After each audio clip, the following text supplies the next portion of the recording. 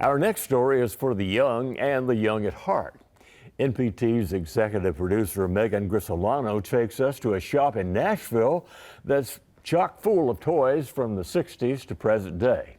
Well, Matthew and LJ, owners of Totally Rad Toyhouse, share what makes their shop so special. It seems fair to say that we all had a toy that stood out to us growing up, one we found extra special. Matthew Powell and LJ Landrum, the store owners at Totally Rad Toyhouse in Nashville, certainly had theirs. I love when we get, as weird as they are, Hug-a-Bunch, because I have a fond memory of getting my first Hug-a-Bunch and thinking it was the coolest thing. The main thing I collect is He-Man and the Masters Universe. Just seeing them and holding them just takes me back. One of my favorite things in the store is when somebody walks by and goes, "Oh my God, I forgot all about that. I had that." That's like the biggest joy. That, and also when somebody has a kid and the kid comes in and they're like really into something else, and like there'll be like a Ninja Turtle or something. I'm like, man, that's so cool. Even the younger generations are still jumping in on this. While Totally Rad Toyhouse sells vintage toys, it's definitely not an antique shop. They have their niche in terms of collections and decades represented. So when you come to the toy house, you're going to find a little bit of everything. Some of the most common toys we have are going to be like Masters of the Universe, G.I. Joe, Ninja Turtles is a real big one, Barbie dolls, all the things we grew up with in the 80s, and even some newer stuff that's still adjacent to the 80s, but coming out now. We try to carry, I guess, what you would quote unquote call girly stuff, dolls, Cabbage Patch, Strawberry Shortcake, Rainbow Bright, gym dolls. I get them in and they're usually gone within a week.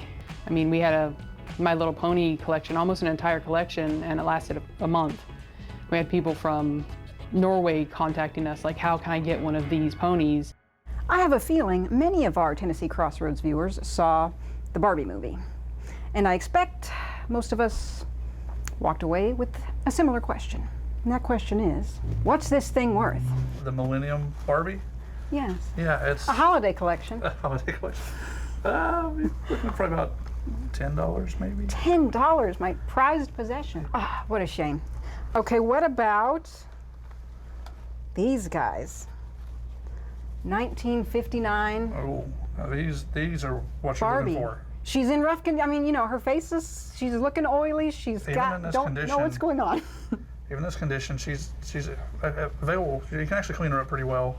I mean, these can go for a couple $100. You know, when they make a movie about Barbie, you think people are going to come in and want to buy all of your Barbies. For us, it was the opposite. Everyone wanted to sell us their Barbies. They thought they were sitting on a gold mine at that point of, I have an entire holiday Barbie collection, you know, what's it worth? And we actually had to turn it away. We were on the news for saying no, we will not take your Barbie. From mid-80s all the way to the 2000s, there was holiday Barbies every single year, and they actually are not even worth what they sold for then. The harder ones, the 81 from the 80s, like Peaches and Cream, especially the fashion ones, because they're like a next level of detail. So those are, you know, like $300-400 Barbies. It turns out there are quite a few common misconceptions in the retro toy industry. And there's one in particular that Matthew and LJ have found to be the most pervasive. So some common misconceptions and common questions we get that I hate to burst anybody's bubbles are Beanie Babies. We get calls at least 3 times a week. We even have it on our sign that we don't buy Beanie Babies, but we still get constant calls about people thinking they're going to retire on their Beanie Babies, and unfortunately, they're not worth anything. You might have one that's worth $10. There's a lot of people who find them online that says they're worth they sold for $20,000. Unfortunately, that's money laundering. So many people get kind of mad if you tell them they're not worth anything. I'm sorry. I wish they were. While Matthew and LJ obviously have deep knowledge and love for 80s and 90s toys, which are key in this business, their complementary skills and joint vision also helped lay the foundation for a successful launch. So we were both working on our own eBays, selling just toys and knickknacks. And I've always been really good at knowing toys in general. It's something I've collected since I was a kid. You know, I've never stopped. I had worked in a comic book store in the early 2000s in Florida. So it was something I sort of knew how to run the business a little bit. It was something we always talked about. And one day he just said, let's do this. So for 2 years, we just hunkered down. I just collected inventory from estate sales, online auctions, yard sales, and put it in our garage just with the in mind that we're going to open up a toy store eventually. And I think it's been a really good thing for Nashville. I think it's rewarding because, you know, we're doing this as best friends, and it at the end of the day, it's like you can't really ask for more than that. LJ and Matthew pride themselves on the vibe when you come in. They aim to make shopping a real experience. It doesn't necessarily feel like a store.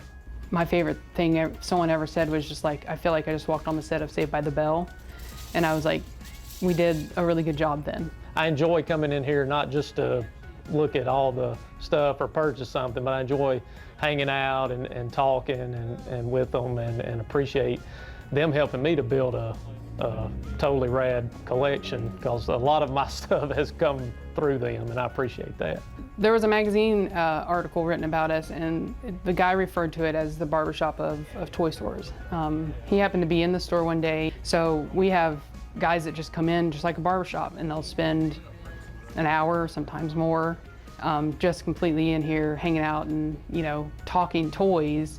So when we were dubbed that, I was like, that means a lot. This isn't just about making money to us. It's also about the community and our love for this as well. So I'm proud of the fact that we kind of have that reputation of being the place to go and really talk toys and collecting and stuff.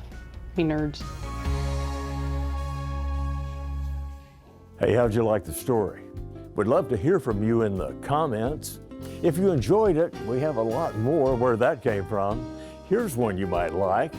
And please click here to subscribe so you'll know when we premiere new videos. Thanks for watching.